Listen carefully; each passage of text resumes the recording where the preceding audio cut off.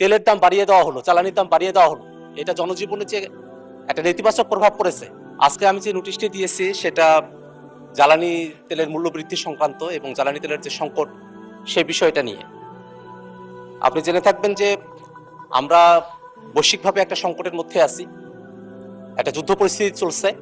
তার প্রেক্ষিতে বাংলাদেশে একটা জ্বালানি সংকটের মতো একটা পরিস্থিতি তৈরি হয়েছে। কিন্তু আমরা খবরাখবরে নানা ধরনের খবর দেখছি যে আমাদের যে তেল সংকট সেখানে কৃত্রিম কিছু বিষয়ও আছে। সেই বিষয়গুলোতে আসলে সরকারের পদক্ষেপ কি সেটা আমরা এখনো পর্যন্ত ভালো করে জানি না। আমরা একটা বিষয়ে গতকাল আলোচনা হয়েছে, যা এখানে আলোচনা হবে জ্বালানি সংকটের বিষয় নিয়ে।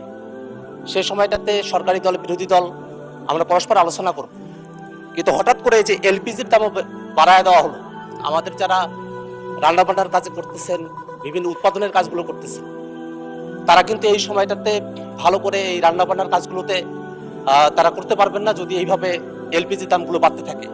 এই কারণে আমরা সরকারের কাছে এই বিষয়টাতে আহ্বান জানিয়েছি, যাতে করে যে দামটা বৃদ্ধি করা হয়েছে সেটা যেহেতু মাত্রাতিরিক্ত, এই মাত্রাতিরিক্ত দামটাকে কমায় নিয়ে আসে, যাতে একটা সহনীয় পর্যায়ে এটাকে নিয়ে আসা হয়। যেভাবে ওভারনাইট তেলের দাম বাড়িয়ে দেওয়া হলো, জ্বালানির দাম বাড়িয়ে দেওয়া হলো, এটা জনজীবনে যে একটা নেতিবাচক প্রভাব পড়েছে, সেই নেতিবাচক প্রভাব থেকে বেরিয়ে আসার জন্য আমরা সরকারের কাছে আহ্বান জানাবো।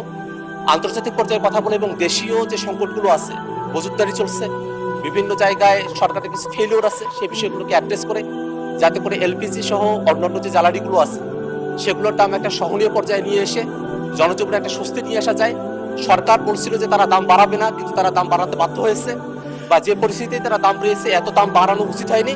আমরা মনে করছি দাম কমিয়ে নিয়ে এসে জনজীবনে একটা স্বস্তি নিয়ে আসতে।